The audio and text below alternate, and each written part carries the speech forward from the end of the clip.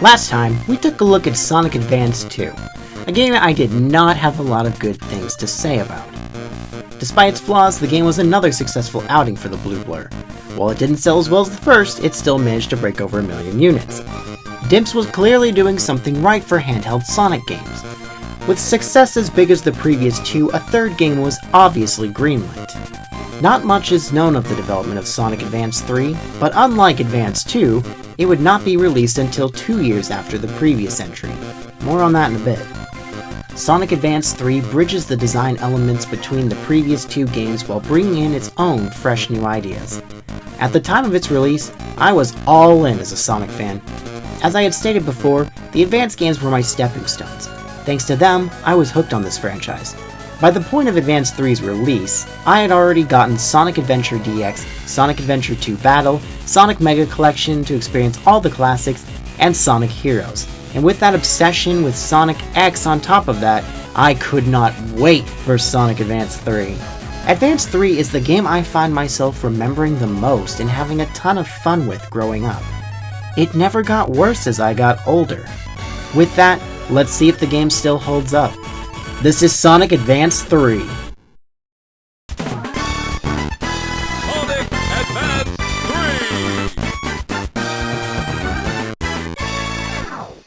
3! Sonic Advance 3, unlike its older brothers, does not throw the player directly into the gameplay. Rather, it gives the player the story beats. Dr. Eggman has gotten his hands on one of the 7 Chaos Emeralds. Harnessing its power, the Mad Doctor utilizes Chaos Control to split the world into 7 different realities. Dr. Eggman has also created a new adversary for our heroes to battle, Gamrel, a Gizoid. What's a Gizoid? Well, recall I stated that Advance 3 came out 2 years after Advance 2. In between those two games, there was a little spin-off game called Sonic Battle.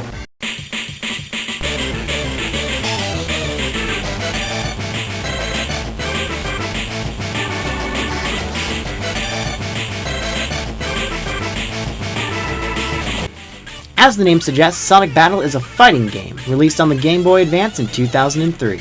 I won't delve too deeply into the game itself, but an important aspect of it was its story mode. The story saw Dr. Eggman discovering a special type of robot called a Gizoid.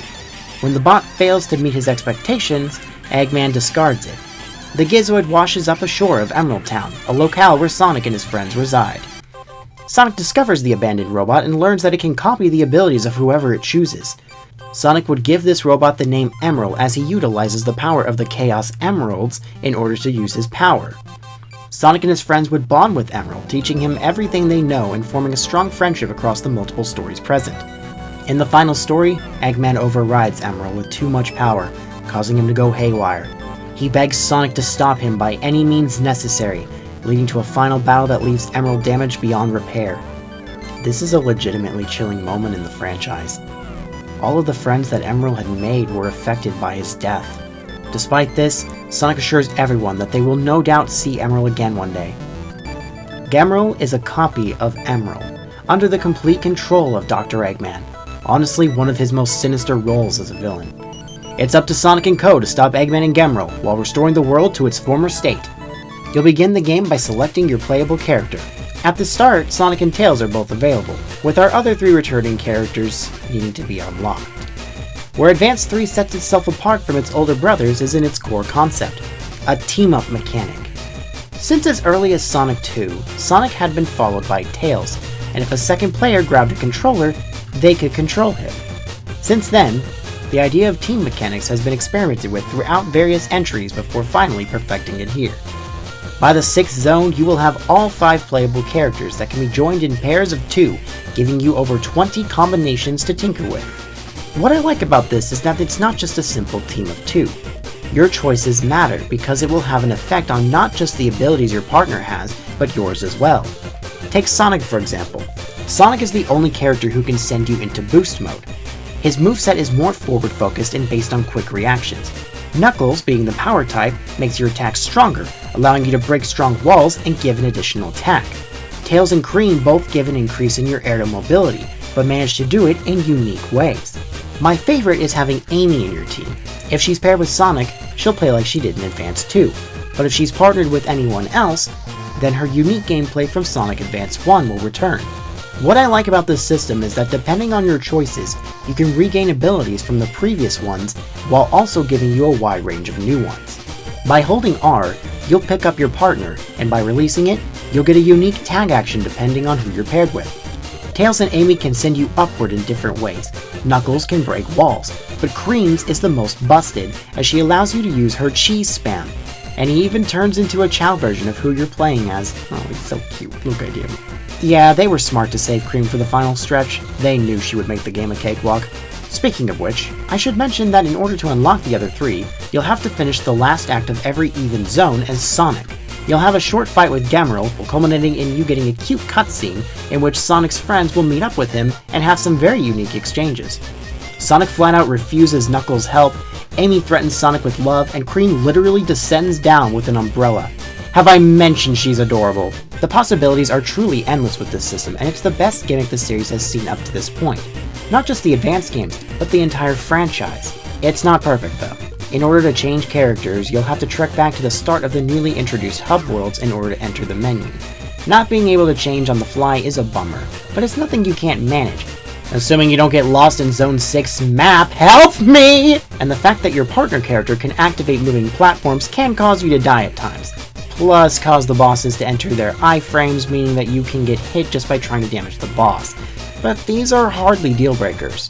Something neat about this system is that by utilizing the GBA's link cables, you can play the entire game in co-op. I didn't mention it in the last two videos, but the other games have a link cable support option as well. It's nothing crazy though, just some races through the main levels. That reminds me, I should get another person to play this game with me. I know just the guy for the job.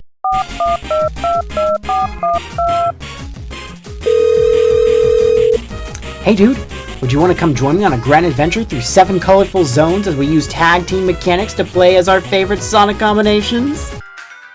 No. Oh, I'll get you next season, just you wait. Let's get back to those hub worlds, shall we? Unlike Advance 1, where you played every level in succession, and unlike Advance 2, where it was branched together via a linear map, Advance 3 drops you into small maze-like hubs. Here, you can find one of 4 things. The first are level rings that will take you to one of the 3 acts. Yeah, Advance 3 brings back the 3-act structure of Sonic 1. More levels is always a plus in a game that's enjoyable, so I'm glad to have this change. The second thing you'll find are minigame portals. They'll warp you to one of 2 minigames that you can play in order to gain extra lives. The faster you complete them, the more lives you get. The third will only unlock after completing all 3 acts. The boss gate. Yeah, bosses are still a separate act. More on the bosses in a bit though. Lastly are springs with walks on them. These will be important later, so keep that in the back of your head for now. You're free to play any of these 3 acts in whatever order you desire. It's all up to preference, much like the team-up mechanic itself.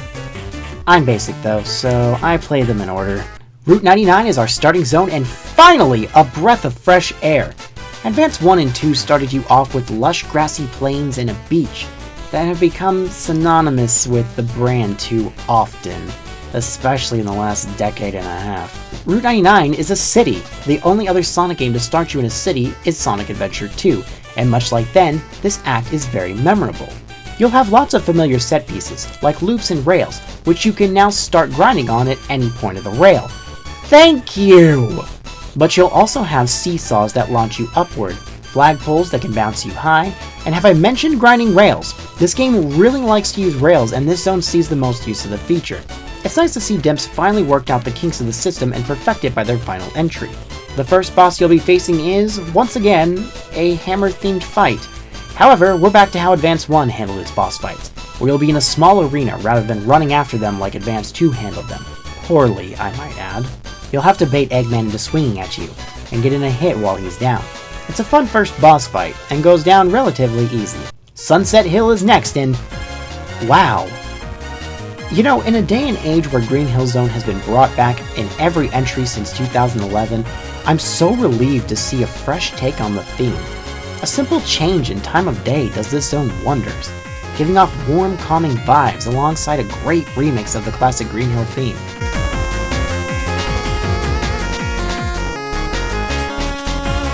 The zone utilizes a lot of moving platforms as well as spinning poles previously used in Egg Utopia from Advance 2.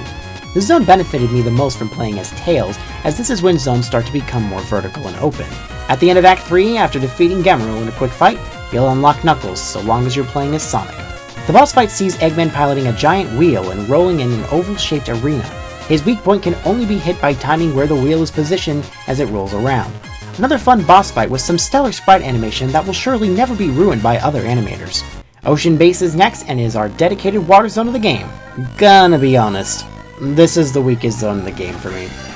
I have no dislike for water levels, but this one isn't doing much for me. It relies too heavily on moving platforms that take way too long to get you to your destination. Plus these weird fans that you have to constantly jump on in order to move up. There's also a bunch of random crushing blocks. Knuckles makes things a bit more bearable with his gliding, climbing, and ability to bypass water by swimming across the surface, but it's a pretty forgettable zone overall, aside from its music. The boss fight sees Eggman using the Egg Frog from Advance 2. Nice callback! You'll have to carefully avoid his legs from crushing you as he comes down in for a hit. Then you'll have to strike back as he lowers his cockpit. Every so often, he'll close the opening off, preventing you from being able to get a hit in. It's over before you know it and doesn't leave much of an impact, much like the zone itself. The most unique zone in the game is Toy Kingdom and is a personal highlight for me.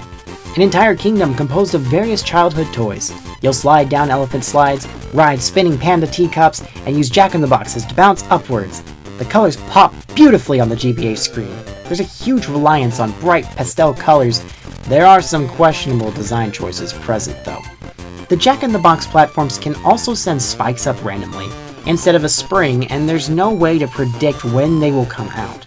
There's also a much greater reliance on crushing blocks that can catch you off times more often than I would like to admit. The zone makes up for these shortcomings by being a treat on the eyes, and overall, just a fun time. Finishing Act 3 as Sonic will unlock Amy as a playable character as well. A very unique boss awaits you, as you'll have to use your melee attacks to push Eggman closer and closer to the pit behind him. However, the same too can be said about the player. Eggman will shoot Gemerl out to attack you, whether as a giant spiked ball or up close and personal. With some precision and some well-timed counterattacks, you'll send the Doctor into the pits below. My favorite zone by far, Twinkle Snow, tops off the trilogy with the trifecta of ice zones. The beautiful Aurora Borealis in the background and soothing music makes for a cozy romp through a snowy mountain. You'll find yourself underwater occasionally, riding a ton of minecarts to get around. There are also these weighted platforms that you'll have to hold down and release to launch yourself vertically. This may be the simplest zone theme of the lot, but it has made a lasting impact on me and holds a very special place in my heart. The same, however, cannot be said about the boss. You're placed over a bottomless pit and must jump from platform to platform as Eggman chases you from below. The platforms will fall as you step on them, so you'll have to time their descent just right to hit Eggman. I beat this boss within seconds and didn't even realize how easily I'd handled it. Ah well. Don't let the name fool you. Cybertruck may share a similar theme to Techno-Base from Advance 2, but it does a lot more with the idea. As soon as I saw the white background, I knew I was in for a much better experience. That being said, Cybertruck is still lower on my list of zones. It does have a lot going for it. With a great use of the anti-gravity gimmick we become all too accustomed to, it also includes spinning platforms that you can use to build up your momentum before jumping off and being sent flying. There's also a bunch of transporters that launch you all over the place. There are, unfortunately, some drawbacks to the zone. The slow-moving platforms you must ride have returned from Ocean Base and are arguably worse than before. There's this one in Act 3 that had me stuck for over 10 minutes! The difficulty combined with the precision needed in a game where precision is not meant to be used caused me to fall to my death far too many times. At least when you finish it as Sonic, you unlock Cream and can use her broken abilities to cheese the final zone. The boss is tedious. Eggman will shoot orbs from below at you that bounce around the screen, breakout style. You'll have to knock them back at him while focusing on the angle you hit them, in order to bounce them directly into him. He'll become more desperate and shoot several at once, making for a chaotic fight. Speaking of chaos, Chaos Angel. The evil Doctor has taken over Knuckles' home, Angel Island, and twisted it into his own image. He's even stolen the Master Emerald and intends to use its power to ensure his victory. The stakes have become personal. It's time to bring Eggman down once and for all.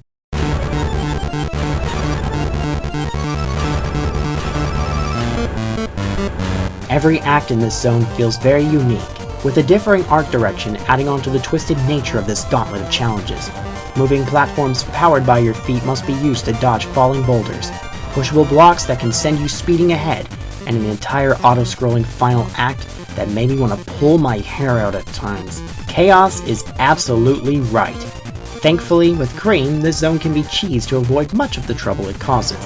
As far as final zones go, this is a personal favorite in the series. The penultimate boss fight is infuriating. Eggman and Gemerl are in the spinning tower of sorts, one on the top, the other on the bottom.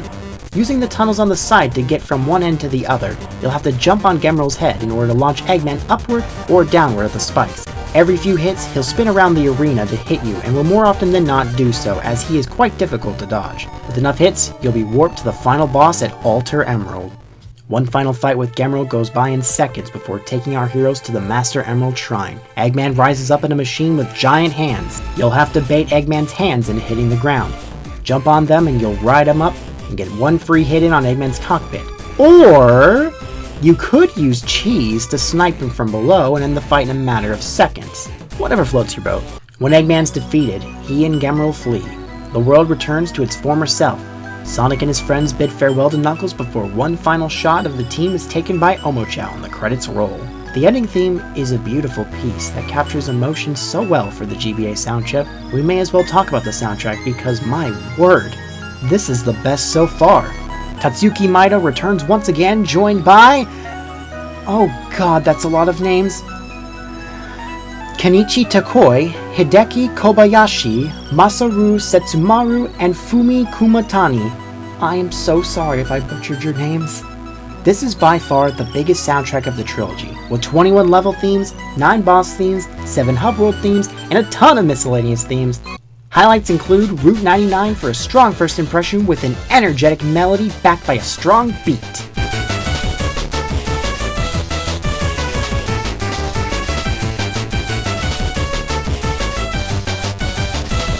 Twinkle Snow for its cozy yet energetic winter vibe, especially in Act 3.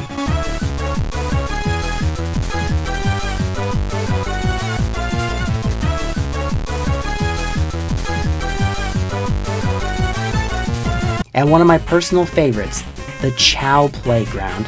Such a simple, repetitive melody, but the instrumentation is so catchy that it stayed with me for over 20 years.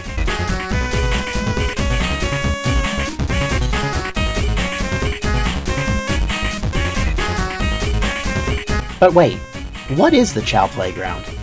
Well, I'm glad you asked, because it's time we gathered the Chaos Emeralds! The previous advanced games tackled the Chaos Emeralds in unique ways that, admittedly, did not work to their advantage. Advance 1 only gave you 7 shots with its special springs that were hidden in a little too well at times, and special stages that messed with depth perception.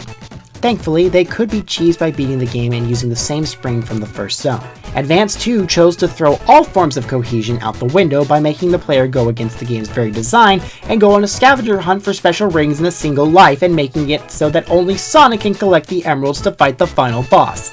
I've said my piece on this matter, let's not throw the game in the toilet again. Advance 3 tackles the emeralds in a very unique way, and while it may not be perfect, I would say it handled it the best of the trilogy. Across the 7 zones, there are many Chaos scattered amongst the 3 acts and hubs. 10 per zone to be exact. You'll be tasked with locating and collecting the 10 Chao per zone. This sounds too eerily similar to Advance 2, but don't panic! Once you've collected a Chao, they are permanently a part of your collection. You can return to the Chao Playground to see which ones you're missing too, as it will say which act you're still missing them from.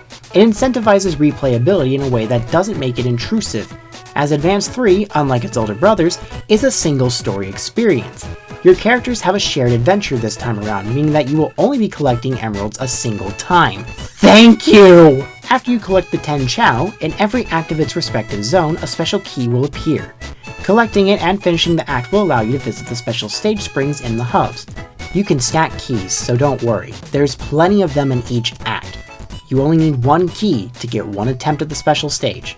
Jump on the springs when you're ready and you'll be sent to the special stage. On top of having a unique music track, unlike Advance 1 and 2, these special stages are their own unique take as well. You'll be standing on the wings of the tornado. Your goal is to navigate the tornado and your player to collect a set amount of rings.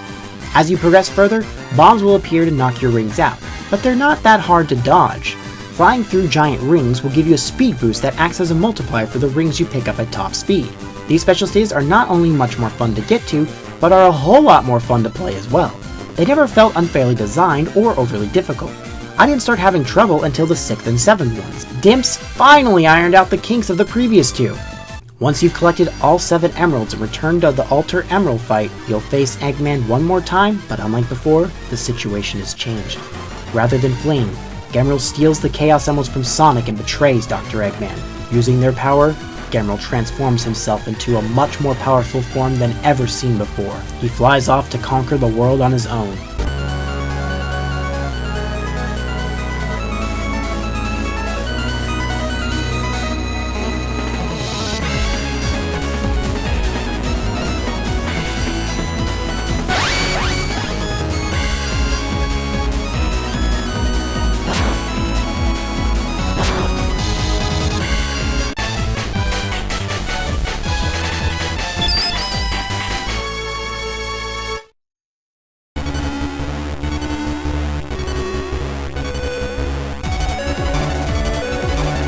In this unique team-up, Super Sonic and Dr. Eggman must work together to take on Gemerald. By using the tag action, Sonic will charge up energy into Dr. Eggman.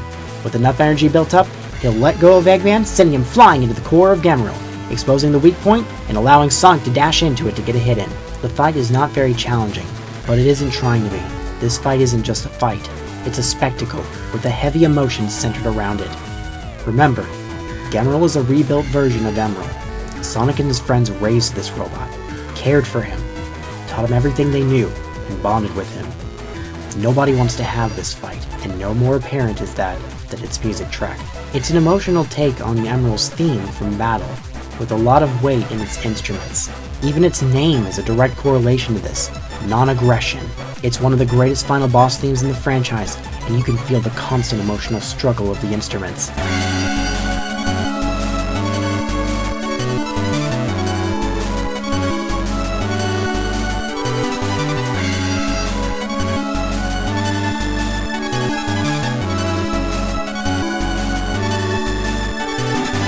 With enough hits, Gemerald goes down. Sonic wakes up to find his friends with him.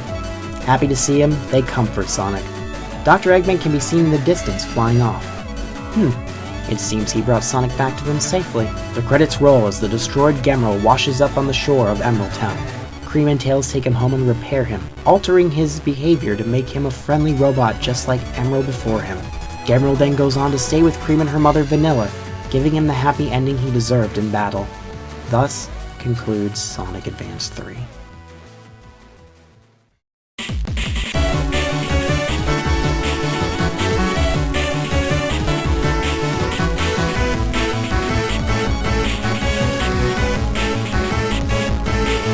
Sonic Advance 3 is, without question, my favorite game in the Advance trilogy. But it goes even further than that. This is one of my absolute favorite Sonic games of all time. Every single time I come back to this game, I'm taken back to 2004. I feel the memories of my 8-year-old self come back to me every time I boot it up. Its team-up mechanics are so much fun and full of experimentation, so no replay will ever feel the same as the last, with levels that I can boot up and replay any day of the week and never get bored of. A soundtrack that pushes the system to its limits and so much more. This game not only concluded the Advance series, but 2 other things for the series for a long time. This was the last time we had playable Tails, Knuckles, Amy, or Cream in the 2D series for a very long time. It wouldn't be until 2017's Sonic Mania that we'd see the return of 2D playable Tails and Knuckles with their own unique playstyles, and now that Sonic Origins Plus exists, Amy as well. But I would love to see this style of 2D Sonic return. You can truly feel the heart and passion put into this game. DIMPS absolutely understood the GBA by their 3rd entry and wanted to push the game to its maximum capability, even going as far as to include voice clips for the characters, which leads into the other Sendoff. As of Sonic Advance 3, the voice cast we've come to know and love since they first made their debut back in 1998 would no longer voice these characters. This would be the last time we hear the voice of Ryan Drummond as Sonic, Scott Dreyer as Knuckles, Jennifer Dooleyard as Amy, William Corky as Tails, Sarah Wolfeck as Cream, and of course, the late Dean Bristol as Dr. Eggman. It truly was the end of an era for Sonic. For 13 years, this would be the final 2D Sonic game to carry on the spirit of the formula established since the very beginning. However, 2D Sonic was far from over. With a new dual-screen handheld on the way, DIMPS would set out to bring 2D Sonic back in a fresh new direction. Next time, we'll be taking a look at one of Sonic's most unique 2D outings, Sonic Rush.